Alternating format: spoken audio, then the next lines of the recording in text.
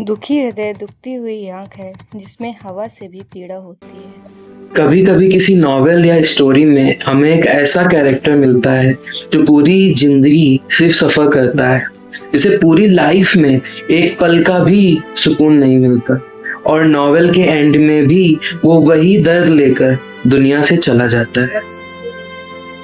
जब हम उनकी स्टोरी पढ़ते हैं तो हम इमोशनली इतना इन्वेस्ट हो जाते हैं कि हम उनके लिए प्रे करने लगते हैं, स्टोरी पढ़ते वक्त भी और उसके खत्म हो जाने के बाद भी। धीरे धीरे वो फिक्शनल कैरेक्टर हमारी लाइफ का एक हिस्सा बन जाता है। ऐसी ही एक स्टोरी है निर्मला की, जिसको मुंशी प्रेमचंद ने लिखा है। मुंशी प्रेमचंद की लेखनी से निकली निर्मला जैसे दुख सहन करने के लिए ही रची गई थी। सिर्फ 15 साल की उम्र में ही उसकी शादी तय कर दी जाती है, बिना उसकी मर्जी, उसके सपने और उसकी फीलिंग्स को समझे। प्रेमचंद निर्मला के कैरेक्टर के थ्रू उस समय की लड़कियों की कंडीशंस को भी दिखाते हैं। एक ऐसा समय जहां कई पेरेंट्स को लगता था कि उनकी बेटी के प्रति उनका सिर्फ एक ही दायित्व है, उनकी शादी कर देना। और इस थीम को हम निर्मला और उसकी छोटी बहन कृष्णा की कन्वर्सेशन से भी क्लियरली समझ सकते हैं। कृष्णा, तो क्या यह तुम्हारा घर नहीं है? निर्मला, नहीं, अगर होता तो क्या कोई जबरदस्ती निकाल देता? कृष्णा, इसी तरह किसी दिन मैं भी निकाल दी जाऊंगी। निर्मला, और नहीं तो क्या, तू बैठी रहेगी? हम लड़कियां हैं, हमारा घर कहीं नहीं होता। जरा इमेजिन कीजिए एक ऐसे घर में रहना जहां अंदर ही अंदर आपको हमेशा लगता रहे कि यह घर आपका नहीं है, जहां घर वाले समझते हो कि आपके प्रति उनका सिर्फ एक ही कर्तव्य है, आपकी शादी कर दें बिना आपकी मर्जी और इच्छा को जाने।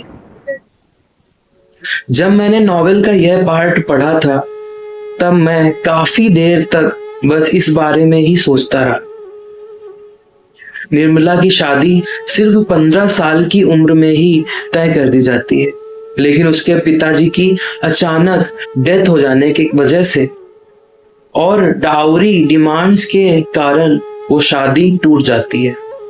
घर के हालात बदल जाते हैं और फाइनेंशियल प्रॉब्लम्स की वजह से निर्मला की शादी उससे लगभग 2 गुनी उम्र के विडोवर तोताराम से कर दी जाती है। तोताराम प्रोफेशन से एक एडवोकेट होते हैं और उनकी पहली वाइफ से उनके 3 बेटे होते हैं।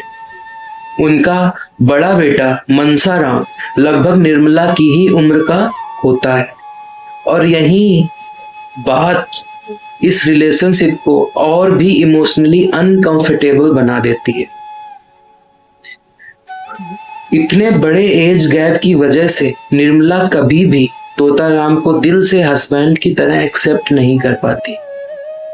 कुछ ही समय पहले तक जिस एज के आदमी को वो फादर फिगर की तरह देखती थी, अचानक उसी एज के आदमी को हस्बैंड मानना उसके लिए बहुत डिफिकल्ट था। और नेचुरली ह्यूमन बिहेवियर की वजह से वो तोताराम के बेटों स्पेशली मनसाराम के साथ ज्यादा कंफर्टेबल फील करती है क्योंकि वो उसकी एज का होता है। लेकिन यहीं से निर्मला की डेस्टिनी उसे एक और अंधेरे सफर की तरफ ले जाने लगती है। तोताराम धीरे धीरे अपने और निर्मला के बीच की दूरियां और निर्मला और मनसाराम के बीच की नजदीकियां नोटिस करने लगते हैं और धीरे धीरे ये बात उनके अंदर शक में बदल जाती है। यहीं से निर्मला इतनी छोटी सी उम्र में पता नहीं कितना कुछ सहन करने के लिए मजबूर कर दी जाती है। अपने हस्बैंड के शक की वजह से वह तोताराम से रूखा व्यवहार करने लगती है, लेकिन जब वो ऐसा करती है तब सोसाइटी उसे एक और दर्द देती है। लोग ताने देने लगते हैं कि सौतेली माँ तो ऐसी ही होती है। जब मैं नॉवेल का ये पार्ट पढ़ रहा था और आज भी जब मैं इसके बारे में सोचता हूँ तब मैं निर्मला की घुटन को महसूस कर पाता हूँ। उसने हर वो चीज करने की कोशिश की जो एक फैमिली को बचाने के लिए जरूरी थी, लेकिन लाइफ ने उससे एक पल का भी रिलीफ नहीं दिया। लेकिन इस स्टोरी में सिर्फ निर्मला ही सफर नहीं करती, मनसा राम भी इक्वली ये सब झेलता है। जरा सोचिए उसने क्या फील किया होगा जब निर्मला ने उसे सडनली रूखा बिहेव करना स्टार्ट कर दिया, और जब उसे पता चला होगा कि उसके खुद के फादर उस पर शक करते हैं।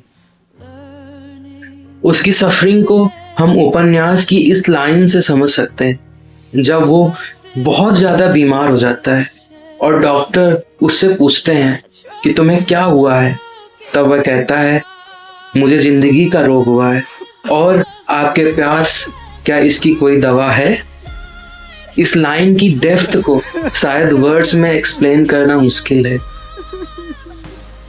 मैं इस सीरीज के नेक्स्ट पार्ट में इसके बारे में और बात करूंगा। तब तक अगर आप भी मेरे साथ लिटरेचर के उन इमोशंस को फील करना चाहते हैं जो दिल में कहीं रह जाते हैं, तो मेरे साथ जुड़िए और वीडियो को लाइक, शेयर और सब्सक्राइब जरूर करिए। और अगर आपने अभी तक निर्मला नहीं पढ़ी है तो मैं सिंसियरली सजेस्ट करूंगा कि आप इसे एक बार जरूर पढ़िए। और अगर आपने यह नॉवेल ऑलरेडी पढ़ी है तो कमेंट्स में बताइए इस नॉवेल की कौन सी लाइन आपके दिल में रह गई और किस पार्ट ने आपको सबसे ज्यादा तोड़ दिया। तब तक के लिए धन्यवाद।